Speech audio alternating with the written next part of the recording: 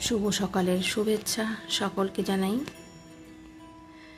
সকাল সকাল ঘুম থেকে উঠে আমার প্রথম কাজ থাকে আমার গাছগুলোকে দেখা, গাছে জল দেওয়া।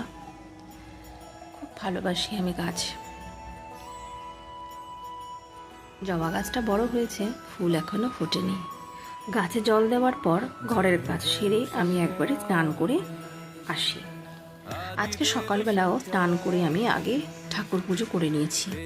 সকাল সকাল স্নান পুজো সেরে নিলে না মনে হয় কত বড় একটা কাজ সেরে নিলাম সারাদিনের। আজকে আবার একটু বাইরে যাওয়ার আছে, আনন্দ করতে নয়, বলবো পরে আপনাদের সঙ্গে শেয়ার করব। একটু প্রার্থনা করবেন যে কাজে আমি যাচ্ছি সেই কাজে যেন সফল হয়ে আসতে পারি। স্নান পুজো সেরে আমি এক কাপ চা, গরম জল, বিস্কুট নিয়ে বসে পড়লাম।